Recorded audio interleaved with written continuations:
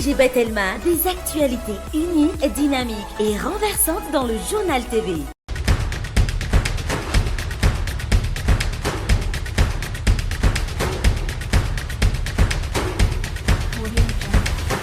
Noltranao ny fampalalam-baovao. INA, plus raffiné que jamais. ITA, huilerie industrielle de Tamata, Isacham Telsuluariv, vous présente Passez de joyeuses fêtes avec Batimax. Batimax, la qualité au meilleur prix. La Noltranao ny vaovao.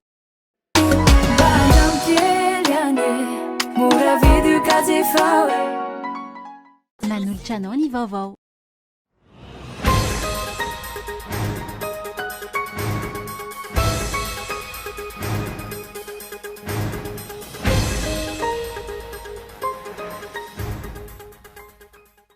Lamandy maherin'ny 2.5 miliara ariary miampy sazy folo taona an-tranomaizina. Nivoaka mpitsarana ho an'ireo telo avy voasambotra datsy Afrika Atsimo mahakasika ilay raharaha. Volamena 7.7 kilao vonontonian'ny fampanoavana ambony teo anivon'ny Paka. Isan'ireo 7 nomelohan'ny fitsarana teto an-toerana kosa ny sekretera jeneraly ny ACM. Tsy azo ekena ny fanaovana antso-jay ny olom-boafidy izay tsy mitovy loko politika amin'ny fanjakana.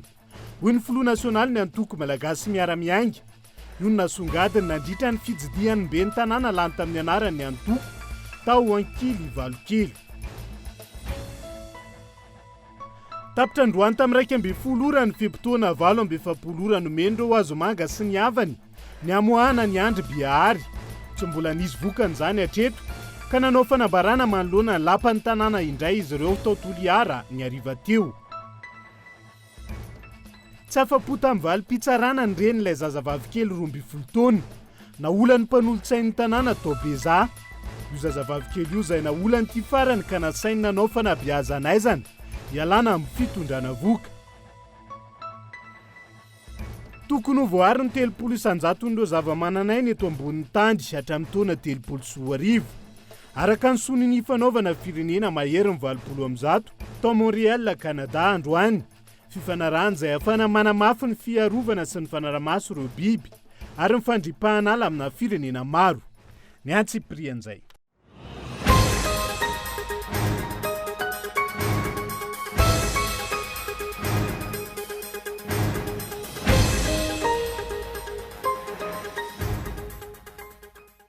Alatsinainy fa 7 ny volana Desambra taona 2022 ankafaliana trany no hijidiany indray ny tokantranonao amin'izao oro izao tonga soa atao anatin'ny fotoana ny fampalalam-baovao amin'ny fiteny malagasy ary manasanao ihany koa anjo izany hatramin'ny farany. Avy hatrany dia nitohy ny didim-pitsarana mahakasika ny raharaha volamena 7.7 kilao no isantarantsika ny fampalalam-baovao amin'ity alina ity. Lamandy maherin'ny 2.5 miliara ariary miampy sazy folo taona an-tranomaizina. Nivoaka mpitsarana ho an'ireo telo avy voasambotra datsy Afrika Atsimo mahakasika ilay raharaha. Volamena 7.7 kilao vonontonian'ny fampanoavana ambony eo anivon'ny Paka tamin'ity androan'ity ny 7 tamin'ireo 5.20 voaroroy teto an-toerana kosa no nomelohany fitsarana izay nahitana sekretera jeneraly ny ACM. Abraham Randriamana no nitatitra ny Antsipriany mahakasika izay. Nanomboka ny 14 ny volana Desambra teo ary nahatra 3 andro ny fitsarana ny raharaha volamena 7.7 kilao sary ny datsy Afrika Atsimo ny farantaona 24 teny anivon'ny Paka na ny pôle anti-corruption raha nambaran'ny tompony andraikitra. Misy 5.20 ireo olona notsaraina nandritra izany izay nahitana ireo voapanga ny Afrika Atsimo. Nahazo fahafahana avy amin'ny fitsarana eloka-pivava ny 9 tamin'ireo voaroroy. Raha nivoaka pitsarana, ny 7 ambony kosa no nosazian'ny fitsarana ankehitriny. Anisan'izany ny telo izay voatazona ny Afrika Atsimo. Ka zareo olona telo avy any Afrika Atsimo ireo dia voasazy folo taona an-tranomaizina sazy miatra aby dia misy sazy amande 52 miliara mahery izay nitonony fitsarana-pivava ho azy ireo. Misy voapanga anankiroa voasazy efa roa taona an-tranomaizina, misy voasazy anankiroa, misy voapanga anankiroa voasazy 3 taona an-tranomaizina, misy voapanga anankiray voasazy 30 volana an-tranomaizina. Ary misy voapanga anankiray na voasazy andoamande 10 millions d'ariary ferme. raha nivokatry ny fitsarana trany vao marina fa volamena avy eto Madagasikara ireo naondrana ntsokosoko sarona tao Afrika Atsimo ireo raha nambaran'ny tompona andraikitra manaprofo izany ny fahitana ireo volamena tanatin'ny entan'ireo voapanga-teratany malagasy izay nentin'ny sidina avy eto Madagasikara. Efa misy ankehitriny didy fampisamborana nivoaka mikasika ireo telo sarina tao Afrika Atsimo raha ny fanazavana. Azany volamena zany dia natao confiscation au profit ny etat malagasy. Toy izay koa rehefa le fiaramanidina izay mitondra azy dia natao confiscation ny etat malagasy. Fitsarana moa zany na dia tsy natrehan'ireo ary dia azo natao foana satria fantatra momba azy ireo dia izay no natonga ny fitsarana hoe nanasazy an'ireo. Ny fanjakana malagasy moa dia efa misy fangatahana extradition fampidinan'ireo aty tanindrazana dia atsiro zareo no mantanteraka ny saziny. Toy izay koa le volamena efa misy fangatahana ny Afrika Atsimo fangatahana rapatriement ny volamena io wakati amitsika aty Madagasikara dia mbola miandritsika zany ny vokatra izay fangatahana extradition sy rapatriement ny tsy ara-dalàna ny tsidina nitondra ireo volamena telo amin'ny 70 kilao tatsy Afrika Atsimo ireo raha nivokatry ny fanadihadiana ny teto Madagasikara izay nanakatona ny sistana nandritry ny fianaky ny valinaretina raha nambaran'ny tompon'andraikitra avy eo anivon'ny PAC. Avy amin'ny sekretera jeneralin'ny ACM kosa ny fahazondalina manokana nahafahan'ny fiaramanidina nanao ny tsidina. Ny sekretera jeneralin'ny ACM izay isan'ny nomeloin'ny fitsarana raha toka nomeny fitsarana adieliko abevava fahafahana kosa ny tale jeneralin'ny ACM. Ity fariny izay voalaza ho congé nandritra ny fotoana nisian'ny sidina. Ankoatra izay mikasika ireo volamena 740 kilao sarina tatsy Comore mitoy ny fanadihadiana sy ny fangatana ny famerenana izany eto Madagasikara. Ny avy eo anivon'ny PAC kosa no isahana ny fitsarana ity raharaha ity raha ny fanazavana hatrany. Raha iverenana fepetra no raisin'ny fitondram-panjakana malagasy eto ny fanakatonana ireo sidina mampitoena Madagasikara sy Comore ary Afrika Atsimo taoriny raha volamena ireo. Takin'ny fitondram-panjakana ny iverenan'ireo volamena ireo kanefa ny fitondram-panjakana tsy mahavoafeny fiarovana ny rem-pirenena eto an-toerana. Tahaka ny tranga volamena manodidina ny 30 kilao izay nanjavona tao anatin'ny vata fitehirizana teo anivon'ny ministera ny arenan-kibon'ny tany izay tsy fantatra mazava ny toyiny hatramin'izao. Efa eo amin'ny pelantanan'ny fitsarana avy momba lalam-pandrenina nanomboka ny herinandro lasa teo. Ny taratasy fangatahana ny hevitra izy ireo nataony teo anivon'ny filakevitra ambony misahana ny fiarovana ny demokrasia sy ny tanitandalàna eto Madagasikara fangatahana hevitra manoloana ny fitsabahan'ny filohan'ny repoblika ndara-pirenena ny ararahany anteny mera-pirenena eo ihany koa ny mahakasika amin'ny valeur constitutionnelle na ny lanja ny fanambarana nataon'ny mpikambana eo anivon'ny Braomaritry ny anteny mera-pirenena ny Val Desambra lasa teo. Nanamafy ny amin'ny firosonany amin'ny fandinian'izay ankehitriny ny filohan'ity androm-panjakana ity. Andao rahantsika ny fanampanazavana ny entiny sy mahakasika izay. Voarainay tamin'ny herinandro teo dia andinika azy zany zay. Io moa tsy voafetra an-dalàna hoe na 2 andro na 3 andro na 4 andro aorianany nametrahana an'le indreketiny efa dia ho jerevana akaiky zany. Fa tsy misy zavatra azoko tenenina amin'izao. Efa nambarako teny amin'ny assemblée fa ny règlement intérieur anay dia mandrara ny firesahana apahabe maso na fanaovana commentaire apahabe maso ny zavatra zay mbola hodininay zany. Lafomba voafa kosa indray dia tsy nisy resaka intsony amin'izao fotoana ny mahakasika ilay fanafarana fiara misy arivo. Anaovana taxi be eto Andrenivohitra raha toka ny farany titona 220 arivo ity. Ny voalaza fa tongavan'izany manodidina ny 8 tapitrisa ariary ny vola notakiana tamin'ireo mpitatitra ahafahana manafatra ireo fiara ireo raha ny fanadihadiana natao tamin'ity androan'ity vola izay tsy nampahafantariny ireo mpitatitra ny fandoavana azy raha tsy efa tafiditra tamin'ny lalindalina kokoa tao anatin'izay karazana fanarahana sy fampahafantarana samihafa izay izy ireo. Hilariana Soloniaina no mitatitra amintsika ny antsipriany mahakasika izay. Ambaraka zany fa raha ny vinavina dia misa eo amin'ny arivo eo ny busy vaovao moderna azo atao hoe manara-penitra izay afarantsika mialohan'ny faran'ity taona 2020 sy 2020. Tsy maintsy hatsaraina ny kalitaon'ny busy amin'ny maha-renivohitra n'Antananarivo. Izay no nakana fanapahan-kevitra ny hoe nafarana busy izay mifanaraka amin'ny lalana eto Antananarivo sy mendrika ny kalitao izay tadiavin'ny vahoaka malagasy. Marihana moa fa tsara sy madio ny ao anatin'ireny bus izay ho afarana ireny ary sady mahazaka olona betsaka satria raha toka 7 ny olona zakan'ny taxi be amin'izao fotoana izao dia ireny bus ho afarana izay bus moderna ireny dia mahazaka eo amin'ny 5 mipetraka ary 5 no mitsangana. Araka izany, fifampidiniana teo amin'ny fitondrana sy ny mpitatitra teto Andrenivohitra no nandrasana amin'ny fampidirana ireo taksi be nolazaina fa anampy amin'ny fitaterana ampandrosoana ny tanàna Antananarivo renivohitra. Fisoratana anarany Indromy Antaona no nampanaovana ireo mpitatitra hoy ny avy eo anivon'ny UCTU ary tamin'ny fisoratana anarana fanindroany vao nolazaina fa aloha eno eo ny 500 ny vola anjaran'ireo mpitatitra izay manodidina ny 20 tapitrisa ariary. Resaka tamin'ny voalohany aloha dia hoe 50% ny fanjakana 50% mpitatitra. Atreo aloha tsy nisy hoe pehana tolo-botsitra io na izao. Fa rehefa tena nroso lalindalina kokoa amin'izay ny vondron'ny mpitatitra, zay vao mipoitra le hoe tsy maintsy aloha tolo-botsitra lay 500 isan-jato. Dia miembotra ny mpitatitra. Satria mpitatitra matoa mitady fanampiana tsy fahampiana. Ernivony aiza no ananany manodidididina 20 tapitrisa ariary. Zay zany no 500 isan-jato. Zara raha 570 tamin'ireo anjatony ny soratra anarana noho izany no nanamafy fa isitraka ny fampidirana taksi be manara-penitra eto Andrenivohitra. Nalefa tany amin'ireo tompon'andraiki mpanjakana ihany anefa io lisitrio, tsy nisy toy nitsony izany atreto. Dia atreo aloha tsy mbola nisy ny dinika manaraka hoe anamafisana ny fanafarana na anoizana n'izay dinika tokony mbola ifantiniana. Fa ho anay eto anivon'ny UCTU dia mahatsapy izahay hoe tsy marisika amin'ilay fiovana bus ny mpitatitra eto Antananarivo amin'ny ankapobeny. Eo lay tsy fahampiana ara-bola, fa manarakarak'izany eo lay olana ara-pifamovozana izay misy eto Andrenivohitra.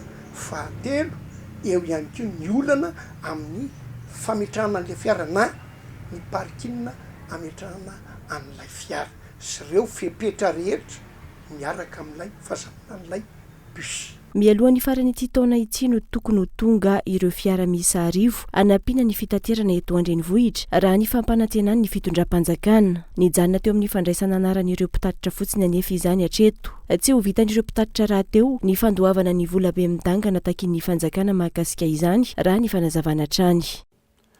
Fa toy indray raha mahakasika ny fitakina ny amoana ny andro Bihary kosa indray. Tapitra tamin'ity androan'ity tamin'ny 12 ora ny fepitona 17 ora. Nomeny ny Azomanga sy ny havany amerenana azy ao Toliara sy ny amoana azy tsy misy atakandro. Ao anatin'ny tiraraha ity moa zany tsy mbola nisy vokany ankilan'izay. Ka nanao fanambarana manoloana ny lapan'ny tanàna tao Toliara indray izy ireo ny hariva teo. Ankilan'izay nanao fanambarana ihany koa ny fikambanandrazana Togobe 3 tamin'ny androany maraina ity mahakasika ny raharahany Antsiprian'izay taterin'ny Kolo Toliara. Tapitra ny 12 ora nomen'ireo Azomanga sy ny havan'ny Andry Bihary amerenana azy ao Toliary sy amoana azy tsy misy atakandro. Ny atoandro teo nanao fanambarana araka izany ireo eo anivo ny Togobe 3 nangataka ny tokony jerena ny fitakinana ataon'izy ireo. Izany hoe ny amoana ny Andry Bihary. Eto zahay ray aman-dreny mangataka aminareo fanjakana hamotsoranareo io anakio. Fa zahay ray aman-dreny de vonona hananatsaza amin'ny hahasoaza amin'ny raha tsy mety zay nataony. Ka izay angatahinay aminareo fanjakana ny hamotsoranareo any Andry Bihary io. Raha ny fanazavana, mpandamina fa tsy mpampiorohoro ny mpitondra, mpampiavana fa tsy manao izay mifanohitra amin'izany, mpananatra raha misy zavatra tsy mety fa tsy mpandrisika iady. Nangataka ireo mpiaramonina ihany koa nandritra ity fanambarana ity. Ireto ray aman-dreny ireto nisy ny fitakina am-pilaminana ka tsy hiteraka korontana amin'izao ankatoky ny fety izao. Ny hariva teo nanao fanambarana manoloana ny lapan'ny tanàna Toliara indray izy ireo. Prefet ina gny oresahana fa raha tsy mazava indray gny resany eto indray tsika. Ny tanjo tika de Bihary tonga eto Toliara. Tonga eto amin'ny tanindrazana. Tsy raha fianaran-tsoa avao no misy kitsara na misy tribunaly na misy miaramila misy koa eto miaramila tandaro miaratikatika doreto fa nahoana izy resana fianaran-tsoa tsy nainoa feo rozy na manao akory PDG Andry Bihary na manao akory zahay anefa mba niamby amin'ny mahasamby piray tanindraza ny valitenindrozy manoloana an'le ultimatomna mianay dikan'izay zany tsy olo zahay ka hoy zahay hoe tsy tokony ifanao an'izay tsika satria lasa hoe retseretinay fagnaivagna le raha takinay zay fihetsika asehonareo zay. Nilaza ny anamafy fitakiny izy ireo raha tsy misy ny valy ny fangatahana natao. Tsy aivina atrany ny aliny 12 Desambra lasa teo no nosamborina i Andry Bihary ka notazomina vonjy maika ao amin'ny fonjakazondrano Fianaratsoa. Andrasana ny mety ho toyiny.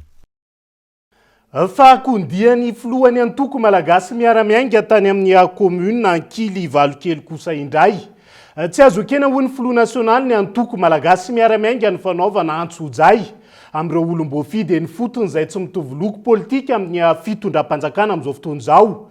Io no isan'ny FDB nambarany nandritra ny fitsidiany be ny tanàna izay lany tamin'ny anarany antoko malagasy miara-miainga atao amin'ity commune ity ny be ny tanàna any an-toerana izay niarany fanenjehana noho ny firehana politika tsy mitovy nandritra ny fepito-piasandy amin'izao fotoana izao. Ny antsiprian'izay tateriny Henri Florian. Iray amin'ireo commune mandrafitra ny district an'Ankazoabo ao anatin'ny faritra Atsimondrefana ny commune ambanivohitra Ankily Valokely. Isan'ireo commune saridalana sy lavitra andrina ity commune ity any ka lasa mitokamonina tanteraka ankehitriny. Teboka maro no nambaran'ireo mponina any an-toerana olana menjady amin'izy ireo ka isan'izany ny lafy ny famatsin-drano ho fanatsarana ny fambolena. Olana amin'ny fokotanay agny tiako teneny. Olany aminay ao zany problème rano hay. Rano fisotro sy rano hanaovanay famboleanay barage zany. Mangataky barage ny vatategnanay fokotany be mandresy. Te siapy ny rano famboleanay. Ka siapy zay ma zany tsy mety hanjary. Satria siapy rano.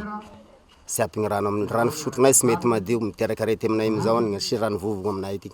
Risy ny lohatany. Famokara aminay ity vary. Bala hazo. Sa famokara aminay ity. Vary amizay mila rano. Ankoatr'izay niarany atonjay vokatry ny lafy ny ara-politika ihany koa ny be ny tanàna ao an-toerana ka niafara tamin'ny fitazomana azy sy ny lefy ny vonjy-maika tany am-ponja saingy efa tavavoaka ankehitriny. Ny be ny tanàna any an-toerana izay lany tamin'ny anaran'ny antoko malagasy miara-miainga. Nandritra ny fitsidian'ny filoha nasionaly ny antoko MMM tany amin'ny faritra Atsimondrefany no nitsidiany ity commune ity sy nitondran'ny fankahirezana ny mponina sy ny be ny tanàna amin'ny asa fampandrosoana izay atao. Nambaran'ny filoha nasionaly ny antoko malagasy miara-miainga fa tsy azo ekena ny fanaovana antsonjay amin'ireo olom-boafidy izay tsy mitovy loko politika amin'ny mpitondra fanjakana. Lesoko agoavana tsy ahafana mampandroso ny firenena ny fanenjera tahaka izao raha ny nambarany. No mafisiny ihany koa fa mitaky fanomezan-tanana ny fampandrosoana ny firenena ka tsy tokony hisy ny fanararaotam-pahefana amin'ny samy mpanao politika ary ny vahoaka eny fotony. Tsy misy fianarana ho be ny tanàna zany teto Madagasikara. Fa fitiavana manosika amin'ireo olona reo ary mahafitiavana azy zay dia satria izy safidinareo dia mazava ho azy miezaka izy manao izay tokony ho vitany. Ny anjara ndraiky tompony fanjakana sy ny tompona ndraiky rehetrarehetra dia mampirisika zany ary manampy ny olom-boafidy toa azy zao sy ireo mpiara-miasa aminy rehetrarehetra. Raha sanatriny izy zavatra tsy mety dia mifampianatra mifanohy fa tsy mifanenjika akory satria tsy mampiova ninnininy zany ary tsy mahavary olantsika menakavy. Dia zay ny tokony amporosiantsika azy, zay ny tokony arovana azy ary zay ny atokavana ety koa ampiseho amin'izao tompona ndraikitra rehetrarehetra fa tsy ekenay ny fanenjena olom-boafidy amin'ny tsirariny ary tsy ekenay ihany koa ny fanaovana tsindrasolena ny vahoaka ny fotony etya. Ankoatra io ny haino netaetany vahoaka eny fotony ihany koa ny filoha nasionaly ny antoko malagasy miara-miainga nandritra ny fitsidiany ny commune ambanivohitry Ankily Valokely ity. No amafisy ny fanovahoaka eny fotony no mila enoina mba ahafahana mampifanaraka ny fotodrafitrasa ilaina ajoro ka hifanaraka amin'ny filan'ny vahoaka tokoa. Tsy olona lazaiko teo tsy avy Ankazoabo nahita tena olana misy eto. Mazava ho azy tsy avy Toliara. Mbola lavitra ihany koa Antananarivo. Fa ireo olom-boafidy ny safidinareo reo no afaka mamahany izay olana izay ary ny anjara fanjakana dia manampy an'ireo manome fahafahana ho an'ireo hiasa malalaka ao anatin'ny fanarahan-dalàna. Fa raha ohatra voakasikasika, raha ohatra voentsikentsika foana ireo dia raviravitanana, dia raha samy raviravitanantsika dia tsy isy andray andraikitra intsony zany dia tsy androso mihitsy ny tanin-drazantsika. zany rehefa tsy tanteraka raha tsy misy mpitondra mahafantatra tsara ny dia fotony ary zay ny dinana ty raha mieritreritra ampandroso amin'ny Madagasikara dia tokony mahalala tsara aloha inona ny ainatsika dia fotony ety. Raha ny fanazavana hatrany tsy afaka mitondra fampandrosona ny firenena ny mpitondra fanjakana raha tsy misy fivoarana miainga eny fotony, any ka tokony ho zava-dehibe apetraka ny fitsinjaram-pahefana tena izy ametrahana ny fampandrosona. Fa tsy mahafantatra ny tambikarama izay tokony ho raisiny mandritra ny fanatanterahana ny asa. Fanavaozana tanteraka ny lisym-pividianana amin'izao fotoana izao ireo mpanisam-pifidy sy ny filohan'ny fokontany ary ireo mpikambana eo anivon'ny CLRE anatin'ny distrika Anakazo Atsimo. Raha ny zava-misy amin'izao fotoana izao ankoatra izay tsy fahafantarana ny karama tokony ho raisin'izay. Tsy mbola nandray karama ihany koa izy ireo ka manao antsoava amin'ny tompona andraikitra. Isantsokajiny ao anatin'izay Henri Florian. Raha toka efa ao anatin'ny famaranana ny asa atao mandritra ny 3 volana amin'ny fanavaozana tanteraka ny lisym-pifidianana isika eto Madagasikara amin'izao fotoana, mbola maro ireo asa miandry ireo mpanisam-pifidy eny anivon'ny fokontany manerana ny nosy. Ho an'ny distrika Anakazo manokana ohatra, na eo aza izay asa ataon'ireo mpanisam-pifidy izay, tsy fantatra izy ireo ihany koa ny tambikarama izay tokony ho raisiny mandritra ny asa ataony, ary tsy mbola nisy ny sitraka izany karama izany izy ireo hatramin'ny androany. Tambikaramanay moa hatramin'izao tsy azo hoe zao ny fandehana. Ka vola tokony amenay tsy hay satria zahay zao mitaky ny zonay hoe firy ny tambikaramanay tsy ambaran'olo fa miresaky rozy ao hoe omena anareo ny tambikaramanareo hatramin'izao tsy azo fa ataon'rozy hoe fao fe mbo tsy miboaky. Fa le tena renay zao any Sakara zao fa niboaky hoe efatraly tsy raha hetsy kanefa nay ato Ankazoabo 7 aly. Zay zany mahatseriky anay mba tianay ho fantatry hoe firy mariny ny tena ny volan'io mpanao le recensement io. Io zany raha natao ny formation zany dia managnontany zahay aloha tany amin'ny misy anay dia hoe managnontany zahay monsieur le adjoint dia ohatrina amin'ny président Seni dia ohatrina ty tambikaramany ty ambo tsy fantatray moa io nataon'ny président Seni tamin'ny fotoana amin'izay. Zay zany nahatonga anay tsy nahafantatra.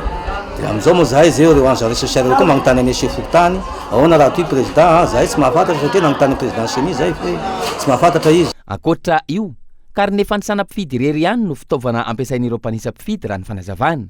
Tsy mbola nisy hatreto ny tablety izay nampanantenainy vaomeram-pirenena mahaleo tena misahana ny fifidianana na ny Seni. Zahay toy tsy mampiasa ny tablety fa taratasy avao no ameny rozy anay atoy no ampiasanay. Fa matseriky zay fa amin'ny télé zao heninay hoe tablety no izarana an'le raha. Jusque zao raha zao tablety tsy azonay. Tserika ihany le mpanao le mitedy le tokantany satria le tablety tsy hita. Farany kivikivy ry zalahy zao satria tsy hita le tablety. Satria mba hoe courage zany le olo hoe azo ny tablety hatramin'izao le tablety tsy hita mipoitsy. Zay zany mahatseriky anay satria hatramin'izao jusqu'n'izao zany tsy hita le tablety. Tara ihany koa ny fanomboana ny fanisanana mpifidy raha ny fanazavana hatrany no ny fahatarann'ireo fitaovana ampiasaina. Fa saika taty amin'ny volana Novambra avokoa vao nanomboka ny asa tao anatin'ny distrika ny Ankazoabo. Ny fanavaozana lisym-pifidianana dia notantarahina taminay ety io refondy raha farany nanaovana azy. Dia nomena carnet zahay chef fokontany agent rechercheur miaraky membre CLRE roa nanatanteraka an'io amin'ny volana Oktobra ny vohany asa fa natarakeliny anay ny taragny feveny dossier. Tato amin'ny Novambra zahay zay vao nitonga aty ny dossiernay nalay chef de district anatiny. Anto araka izany no ataon'ireo chef fokontany sy mpanisam-pifidy ao anatin'ny distrika Anakazoabo Atsimo iny ny amin'ny tokony andoavana ny tambikaraman'izy ireo amin'izao fanatanterahana ny fanavaozana tanteraka ny lisym-pifidianana izao. Fanidina tany amin'ny distrika Anakazobe ihany koa tamin'ity androany ny birao politika ny Antoko. Malagasy miara-miainga ny fanakalo-hevitra tamin'ireo mpikambana eo anivon'ny Antoko avy amin'ireo komuna. Misy 5 mandrafitra ny distrika. Antony fionana ny fampiroboroboana hatrany ny Antoko raha ny fanazavana hatrany. Onona saina no mitatitra ny antsipriany makasika izay. Taorian'ny fikaroan-doparitry ny Antoko Malagasy miara-miainga ho an'ny faritra Analamanga izay nataony 27 Novambra teo metoy ny fitsidiana ataon'ny birao politika sy ireo mpitantana ny Antoko eto Analamanga. androany nisy ny fifanankalozakevitra sy adevitra nataon'izy ireo tamin'ireo mpikambana eo anivon'ny antoko avy amin'ireo komuna 10 mandrafitra ny distrika Ankazobe.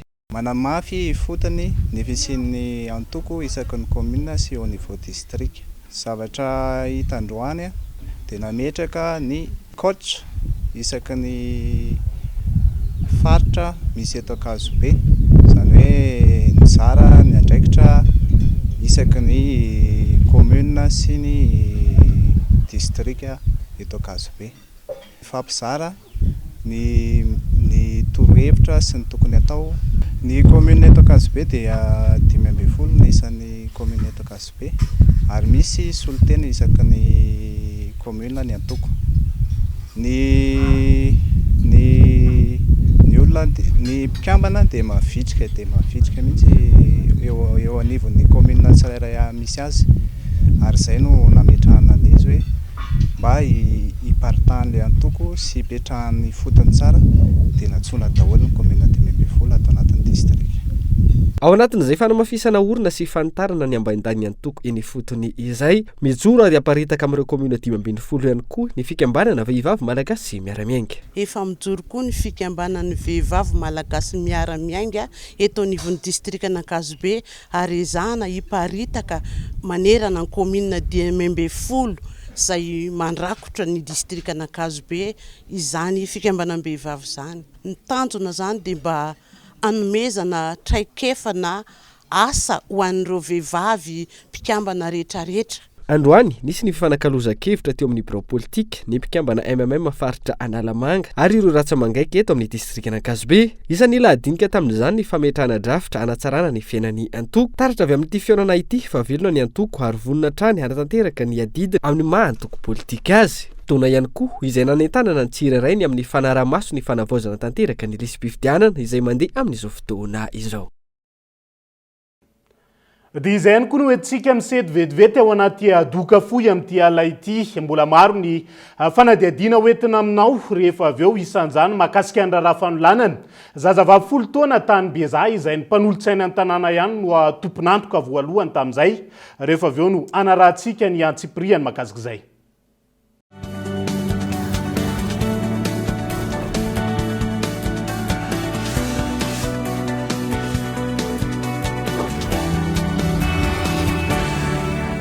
Nous avons exactement la recette dont tu as besoin. Mets d'abord une bonne dose de crédit d'appel national, international, des SMS, rajoute de la data. Encore. Voilà. Et pour relever le tout, des heures de télé gratuites. Tu mélanges, c'est prêt. First Premium Plus, le mix parfait pour rester connecté. À 15 000 arrières seulement. Tape le dièse 322 étoile 92 dièse.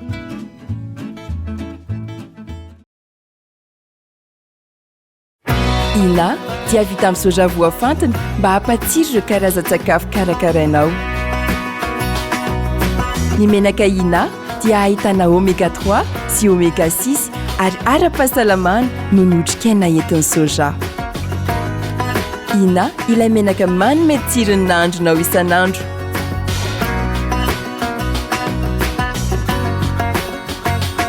Ina, plus raffiné que jamais. Ita, huilerie industrielle de Tamatave, misatra amin'ny 3 sy 4 arivo.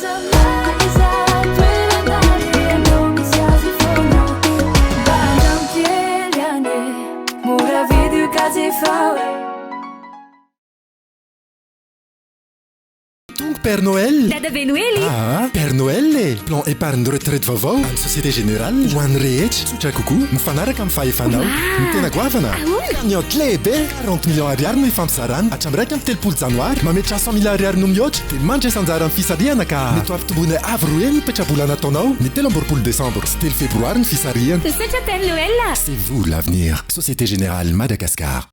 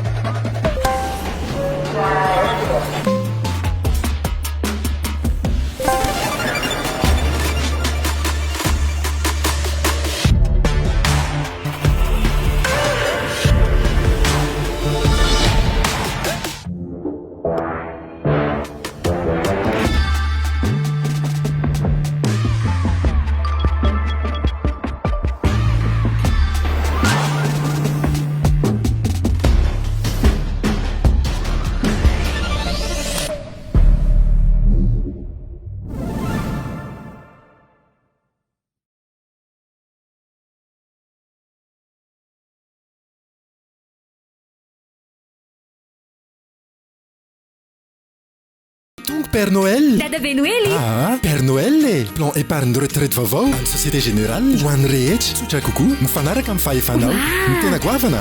Cagnotte lehibe 40 millions ariary no ifampisarana hatramin'ny raika amin'ny 3 janoary mametra 100 000 ariary no mihoatra dia mandry sanjara amin'ny fisarihana ka mety ampitomboina avy roa ny petrabola nataonao ny 3 décembre sy 3 févroary ny fisarihana. Satra Père Noël. C'est vous l'avenir. Société Générale Madagascar.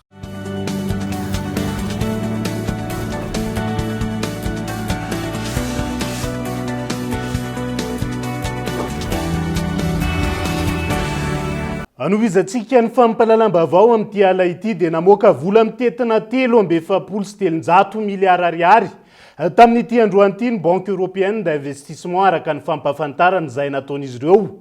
Vola izay ho an'ny agence routière ho an'ny fanamboarana ny lalana RN13 Ambovombe Tolaniaro sy ny RN6 miainga eo an-Tsiranana hatrany Ambanja. Raha ny fantatra ao anatin'izay ny 50,4 tapitrisa euro amin'izany no fampindramam-bola ary ny 3,4 tapitrisa euro no famatsim-bola avy amin'ny vondrona Europianina. Amin'ity vola 5,3 tapitrisa euro ity hatrany.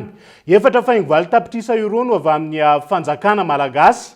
Ireo vola ireo izay anamboarana lalana amin'ny refy 8,700 kilometatra.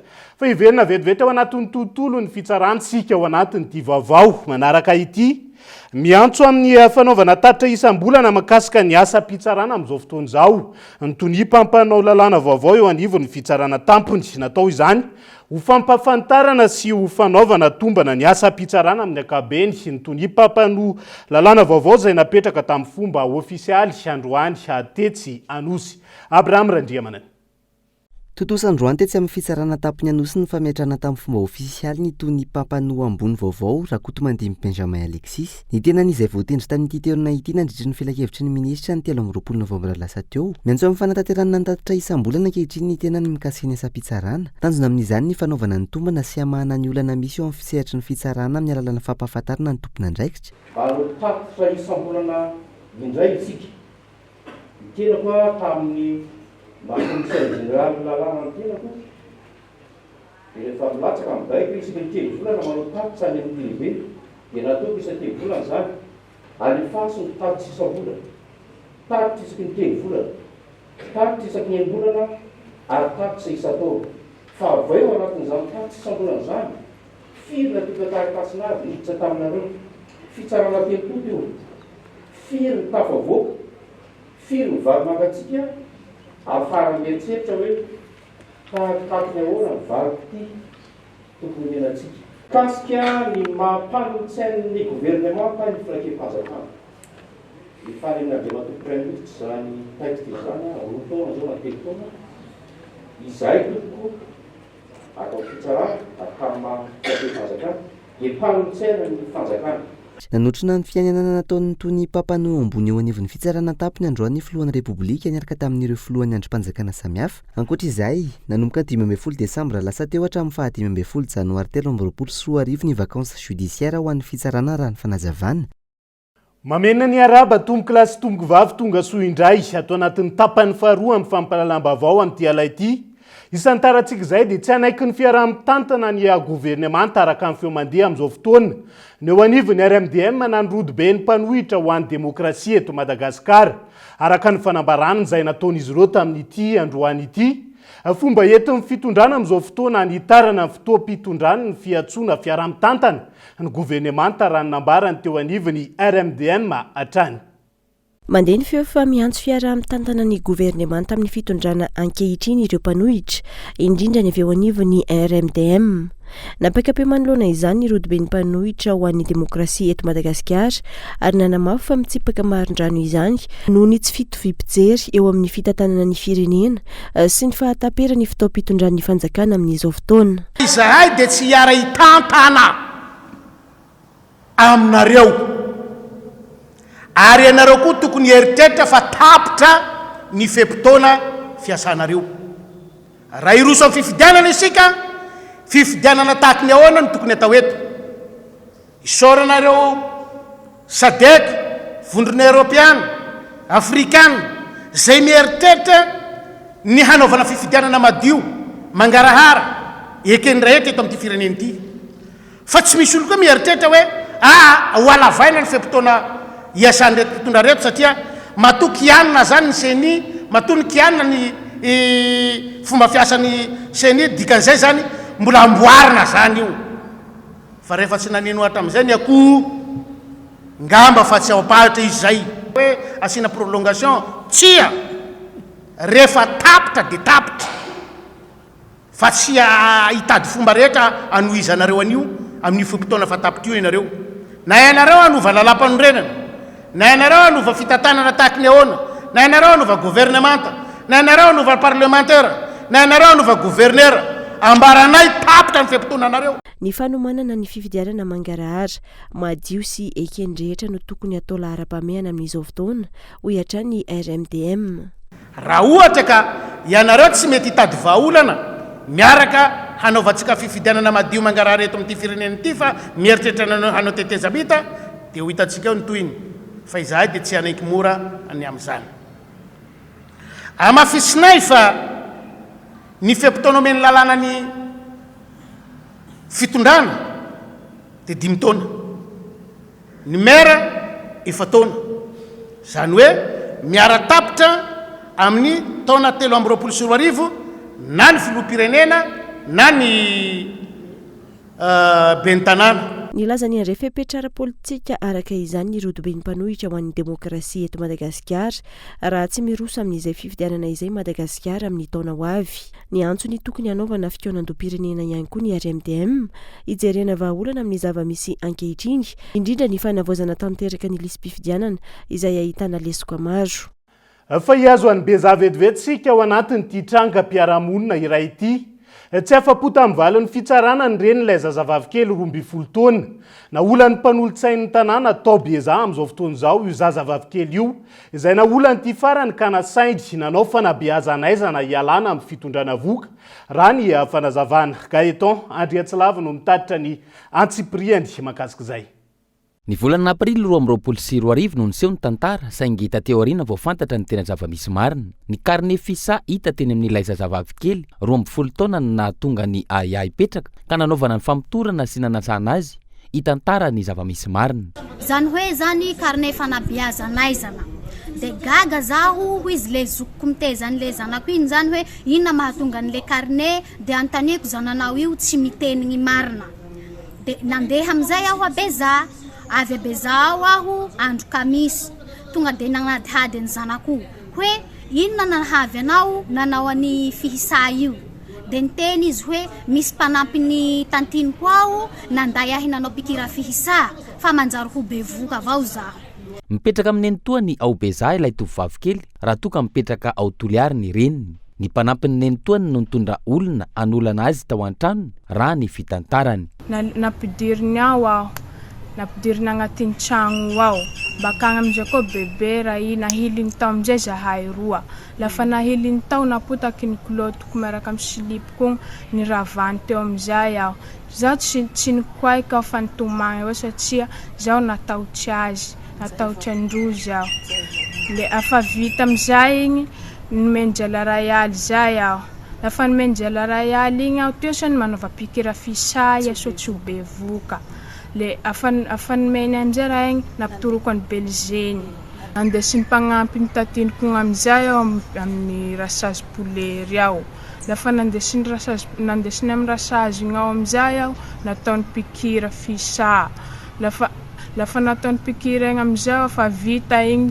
tsy napitorondro zay carne igny fa nitanandrozy avao zazavavy 20 taona ity nisy nanolana ity nametraka fitarainana tao amin'ny centre vonjy ny reniny ka ny centre vonjy avy eo nametraka fitoriana rehefa nivoaka ny didy fampisamborana nidina tany bezah ny renin'ilay zaza sy ny mpitany filaminana miisa 3 isambotra ilay mpanolana izay tsy iza fa ny folohan'ny mpanolotsain'ny tanàna ao bezara ny fanazavana lafa nisambory olo reo de nilaza le rangahy iny hoe zaho aza mbola samborinareo fa mandehana aloha nareo miteny ambe ny tanànanay meranay abezao zany angavian'ny rangahy io hoe mera tsy nareo vo afaky mitondra makany atoliara fa zaho ane hoasany hoe conseiller technique ny mera ka tsy tokony samborinareo avao fa mera hoasany hoe ampandrenesinareo noho izany no tambazana vola isintona ny fitoriana ny renin'ilay zaza raha ny fanazavany atrany anao diso fa raha nisy problème manao mahabe ny tanàna ny bezahay tokony mba namonjy ahy heky hanao ny tantarany problème manao fa tsy tonga de namonjy vazaha tsy tonga de namonjy centre vonjy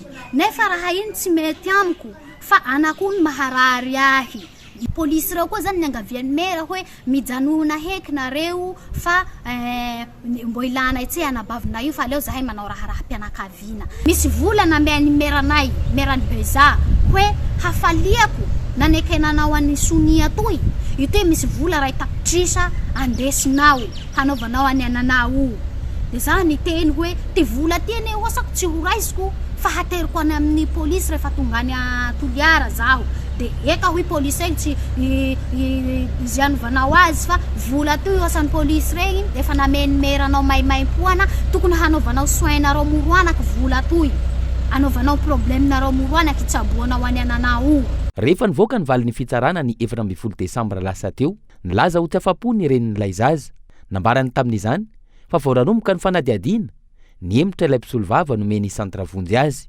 ankoatr'izay nolazaina fa nitady vola tamin'ny ben'ny tanàna ho bezaha ihany koa ny renin'ilay zaza ary ny tena nagaga hoy izy de lazaina fa mitady vola amin'ny fahavoazan'ny zanany ity renim-pianakaviana ity za tsy mieritreritra an'izany mihitsy hoe hataoko fitaova fitadiavam-bola centre vonjy fa nohony hoe association misy any association fitia io ao nohony hoe misy any arzonan-kizy io ao miaro ny vehivavy zay nahatonga ahy nanampo namonjy any centre vonjy fa tsy hoe hila vola aho le zanako zany hataoko fitaova hanenjenenjehakolo hilako vola sagnatria manao atoava amin'ny mpitona fanjakana mahefa araka izany ity renim-pianakaviana ity manay mafy ny fisiany kolikoly manoloana ny trangy izy profon'izany raha ny fanazavany ny fiamoran'ilay mpisolovava tao reninay anona fa ny mpanolotsain'ny tanàna io voalaza nanolana ny zanany 12 taona io voalaza ihany koa hoy izy fa tsy ampy ny pirofo anamelohana ilay olona nanolana ny zanany ka isany tsy nahafapo azy tamin'ny valin'ny fitsarana aiza ho aiza raha ny fitaraina ny zoma olombelona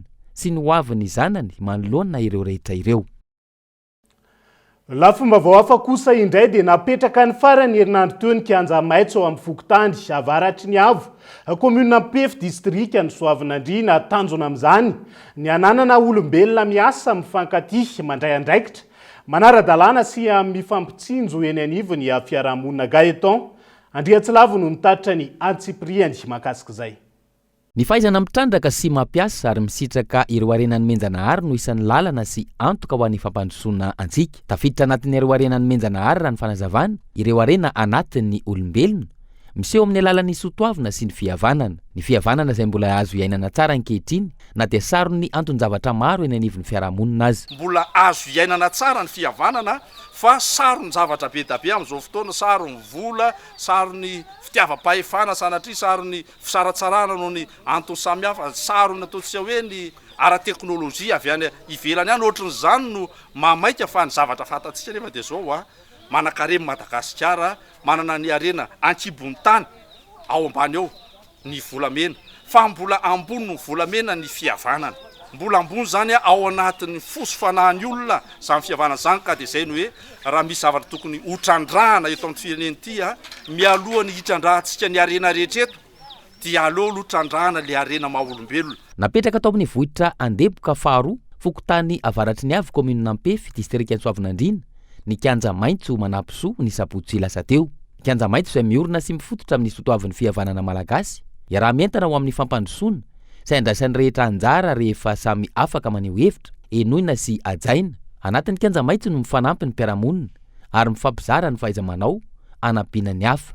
Isan'izany ohatra ny fanomezana fiofanana ireo mpikambana miankina amin'ny seha-piariana no safidiny tsirairay avy. Ao fifanana momba fambolena sy ny fiompiana dia efa nomeny alalana io hoe zao raha ohatra ka voninareo dia voniny zay iariasy aminareo, ka dia efa tena faly tokoa zay fiarahamonina eto afa manomboka hatreto zay dia iara-iasa amin'ny kianja maitso ka dia anova fitondrana eto aminay fa rehefa vahoaka teo toerany dia faly tokoa hoe isy zany fifanana gisa, fifanana ko gasy, fifanana ana, fikambanana isan-karazany maro dia manatena zay fa tsy ho ela dia ho avy indray ny kianja maitso anorotoranay sy anoro lalana anay zay fiofanana efa nampanatenena zay dia manatena zay fa iova sy anaradi tsara tokoa ny fiainanay eto anivon'ny fiarahamonina ity. Fandravonana ireo disadisa mitrangy eny anivon'ny fiarahamonina no tanjona amin'ny fananganana ny kianja maitso. Izany hoe raha fiarahamonina iraha-miaina iny fotony ahafana miara-miasa, manao teny arana sy fanentanana ho an'ny fampandrosoana, olombelona miasa, mifankaty, mandray andraikitra, manara-dalàna, mifampitsinjo ary mifanometanana no tanjony. Fa iazo anozy Belleville vetivety sika ao anatin'ity vaovao manaraka ity. Mpianatra ho manam-boninahitra miisa 7 mianadahy no naneho ny fahaiza-manaony tamin'ireo mpianatra avy amin'ny sekoly iray tao amin'ny commune Andrenivohitra Nozy Belleville. Hetsika natao hanamafisana ny fahaiza-manaony ireo manam-boninahitra mivoaka avy eo anivon'ny sekoly. Manoloana ireo ambana isan-karazany miandry azy ireo, raha ny fanazavana Daniela Mino Artso.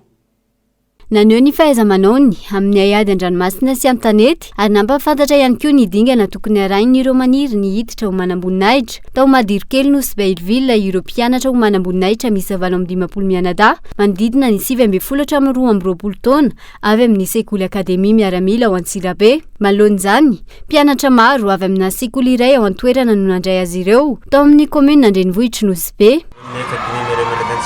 Madagasikara zay tonga eto Nosybe nagnazavazava ny momba ny fomba fianarana zay hihidrika any amin'ny misy roa. Fa ny tena nahatsara izy zay hoe liagna be zay za amin'ny fifanazavana atao lefa manana bac plus 2 zay afaka manao concours mbo hidrika hagny andeha hianatra amin'ny akademia miaramila na tafaka malagasy. Tamin'ny fagnazavandro resaka fagnazavagna resaka ny lalalalagna momba fidirana amin'ny akademia militaire zay. Ary zay mba manam-paniriagna zay mba andeha amin'ny akademia militaire ao zegny amare agny ary mba tia andeha mba agnano asa fanompoagna tanindrazagna koa zay amin'ity firenena ty. Za mbo managna faniriagna lera vita bac nakahagny lera za fa mahazo diplôme mahazo bac plus 2 za mba managna faniriagna andeha agnano. Zay ivina, nisy ny dia tongotra lafitrezaka nataon'ireo mpianatra ho manam-boninahitra andiany 770 avy amin'ny akademia miaramila ao Antsirabe ireo. Taoriny ny fiofanana makasika ny Fumako na ny fusilier marin commando izay natao tany amin'ny 2e bima Antsiranana Canette na centre d'aguerrissement nautique et entraînement tactique tao amin'ny Cap Diego. Ny zavatra natao teto Nosybe zany ny fampiarana na ny fampisehoana tsotsotra ny zavatra nianarana agny Antsiranana. Zay dingana tsy maintsy lalovan'ireo mpianatra ireo zany alohan'ny voany hahatonga azy ho manam-boninahitra. Ireo zavatra rehetrarehetra ireo dia hoentina namafisana hatrany ny fahaiza-manao ny manam-boninahitra zay mivoaka avy eo anivon'ny akademia miaramila ao Antsirabe mba manam-boninahitra vonona tanteraka amin'ny ambana samihafa zay miandry rehefa misehatra ny amin'ny asa zay andrahana azy. Tanjony hetsika nampirosiana ireo tanora sy mponina ao Anosibe hiditra amin'ny lalam-piofanana ho manam-boninahitra. Ankilany, loha hevitra nandritra io fanehoana io ny hoe fanafiana sy fanapotena ny tompam-pamarina fitaovy am-piadian'ny fahavalo. Avy any Anosibe Alville dia isidina vetivety any Ambatondrazaka sika ao anatin'ity vaovao. Manaraka ity mirongatra amin'izao fotoana izao ny halatra jiro mandeha amin'ny herin'ny masoandro ao amin'ny lalam-pirenena fa 470 sy ny lalana. Bretel miazo ny seranam-piaramanidina ao Feramanga Ambatondrazaka. Raha ny fitarainany 20 ny antoerana amin'izao fotoana izao maherin'ny 20 ankehitriny. Ireo jiro nisy nangalatra ary manohy ny asa ratsy ny amin'ny fanapahana ny potona ny andrin-jiro ihany koa. Ireo mpanao ny asa ratsy amin'izao fotoana izao. Daniela Mino Arso. Tsy misy afa-tsy jiro iray mandeha amin'ny herin'ny masoandro sisa no hita manazava ny lalana Bretel, miazo ny seranam-piaramanidina ao Feramanga Ambatondrazaka. Antony, nalain'ireo olon-dratsy avokoa ny jiro manodidina ny 20 isa, nanazavy ny lalan'indra nambaran'ireo mponina. Ankoatra ny jiro, saika nalain'ireo olon-dratsy avokoa amin'izao fotoana ny akamaroan'ireo andrin-jiro sy poto ao an-toerana raha ny fanazavana. Ela mihitsy izy nefa tsy karitra manao misy an'izany. Nasiasin-jarena alana foana aloha ny jiro. Toetrandra tsisy nanahoama le jiro nalana dia nitapahana indray mipoto amin'izao io. Raha izay mivezivezy aloha tsy mahatsikaritra ny inona mihitsy aloha fa raha nitsikaritra isaka hariva zany misy manapaka re poto ireo. Tapaka zao ny mety eo amin'ny 7 sa 9 io nefa tapaka io le poto. Jiro tsy isy tsony amin'ny sisin-dalana aty fa tsy ray izay sisa eo amin'ny devan'le misy olona mipetraka edy izay ihany zao sisa ny jiro mirehatra. Manoloan'izany, ilaina ho ireo mponina ny siny ny fanaramaso akaiky ho fiarovana ny tombotsoa sy ny fotodrafitrasa iombonana. Tokony handrozy vahaolana amin'ny fiainana ara-tsosialy ny mponina ihany koa ny mpitondra ka aiana be sy mitaiza amin'ny fampanajana ireny fananana iombonana ireny. Dia izay ihany koa no mitondra antsika ao anatin'ny pejin'ny fanatanjahantena amin'ity alay ity. Voaositra ho tompon-daka eran-tany amin'ny taranja baolina kitra Argentina rehefa nivoaka. Ho mpandresy tamin'ity robut nanoloana ny ekipany Frantsa omaly nahazo kitana fahatelo. Tratra ny tanjona ho an'ny Messi izay nitarika ny ekipany tamin'ny fandrombana ny amboara moa zany izay natao tany Qatar. Tratra ny tanjona ho an'ny ekipa pirenen'ny Argentine. Enina amin'ny 30 taona aty aoriana, tompon-daka eran-tany indray ny Albiceleste Argentina. Tafavoaka nandresy tamin'ny alalan'ity robut na ny tsotsoromamba nisarahana. 4-0 ny ekipa pirenena Argentina manoloana ny ekipa pirenen'ny Frantsa. Nisaraka adizala 3-0 ny roa tota hatramin'ny fanalava-potoana 20 minitra. Kintana fahatelo an'ny Argentina no azo nomaly nandritra ny fiadiana izay ho tompon-daka eran-tany amin'ny taranja baolina kitra natao tany Qatar izay. Afabela nanoloana ny Frantsa ihany koa izy ireo taorian'ny fandresena azo ny Frantsa teo amin'ny ampavalon-dalana ny taona 2014. Votsitra teo ampelantanan'ny Frantsa araka izany ny anaram-boninahitra tompon-daka eran-tany. Larana faharoa nahazo ny medaly volafotsy izy ireo. Fidirana voalohany nitarika tamin'ny isa ronony tsy misy ny Argentine. Lionel Messi nanokatra ny isa teny amin'ny solaitra be rehefa nahazo penalty teo amin'ny minitra 17 ny tenany. Tsara ny firaisan-kina teo amin'ny mpilalao. Vokany mbola natafiditra baolina faharoa azy ihany koa ny Argentine. Baolina tafiditra ny Angel Di Maria. Io isa rono aotra io no nentin'ny roa tota ny alasasatra. Fizaram-potoana faharoa niezaka nitady ny fomba rehetra ihany ny Frantsay nanasahala ny isa teo amin'ny minitra 20 araka izany vao natafiditra baolina izy ireo tamin'ny alalan'ny penalty izay notakan'ny Kylian Mbappé. Raha 2 minitra taorian'io ny baolina faharoa ny Frantsay izay baolina tafiditra ity lohalaharana parisianina ity hatrany. Voatery ny roso tamin'ny fanalava-potoana araka izany ny roa tonta, ny famaliana ny fanafiana. I Messi indray avy eo no nampidi baolina fahatelo any Argentine. Efa teo amin'ny minitra 7-0. Raha 2 minitra tsy ataperan'ny fahalava-potoana 20 minitra nahazo penalty indray Mbappé. Tany amin'ny tsotsoromamba isarahana fandakana ny tir au but no tafavoaka ihany ry Messi sy ny namany na dia efa nandrilika aza teo anatrehan'ny ekipan'ny Mbappé. Tsy aivina, ity ny fiadinan'ny amboara eran-tany voalohany azon'ny Messi ary ity ihany koa ny fiadinan'ny amboara eran-tany farany ho azy. Emiliano Martinez kosa no mpiandry arato mendrika indrindra. Tsy nitsanga menatra Mbappé na resy teo amin'ny lalao famaranana azy. Nitondra ainga avao sy fanentanana ho an'ny Frantsay ny tenany ary natafiditra baolina 3 tamin'ny lalao famaranana. Nandrombaka ny amboaran'ny mpampidi baolina betsaka indrindra misa 7 ihany koa ny tenany tamin'ity andiany ity. Marina fa nasipanivana ny andiany 17 amin'ny fiadinany amboara eran-tany amin'ny taranja baolina kitra atao ny taona 2024. nakarina ho valambefapolo nisan'ireo firenena mandray anjara ka ny 10 amin'ireo avy aty amin'ny faritry ny confédération africaine na ny CAF. Iray amin'ny Canada na États-Unis na Mexique no andray ny fifaninanana ho an'ny taona 2024. Maresaka iraisan'ny pirenena kosa indray dia tokony ho voaro ny 30 isanjato nireo zava-mananaina eto ambonin'ny tany hatramin'ny taona 32 araka ny soniny fanaovana firenena mahery ny 20 tamin'ny Montréal, Canada tamin'ity androany ity afana manamafy ny fiarovana sy ny fanaramaso ireo biby sy ny fandripahana ala amina firenena maro moa ity fifanarahana izay natao tany Canada ity ho ny filohan'ny COP 15 ny Antsiprian zay. Tsy voafeny fitrandrana ala amina firenena maro manerana izao tontolo izao. Eo ihany koa ny fizahana ireo biby izay fahina olany tamingana.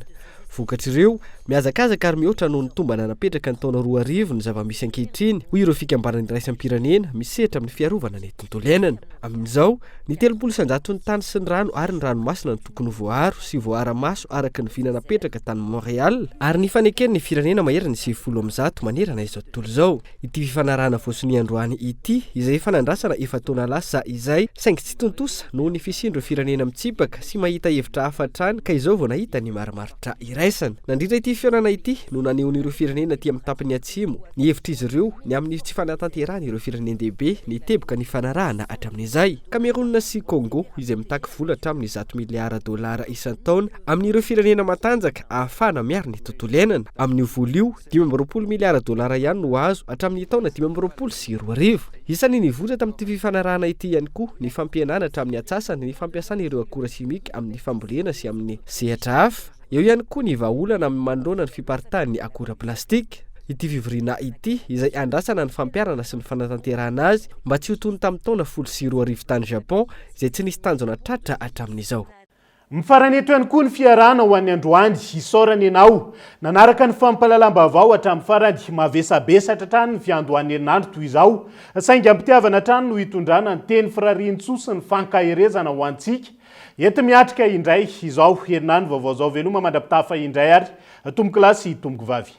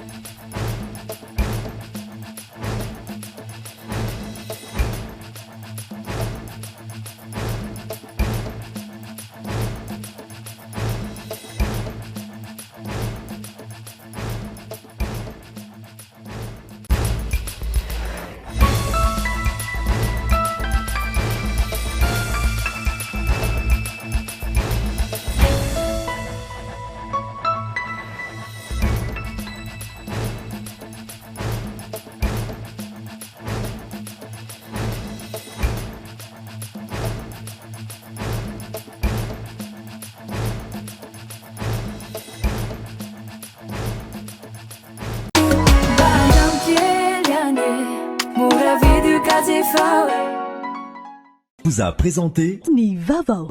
Passez de joyeuses fêtes avec Batimax. Batimax, la qualité au meilleur prix. Vous a présenté Nivavo. Ina, plus raffiné que jamais. Ita, huilerie industrielle de Tamata, Isacham Tel Suluariv. Vous a présenté Nivavo. 5G Batelma, des actualités uniques, dynamiques et renversantes dans le journal TV.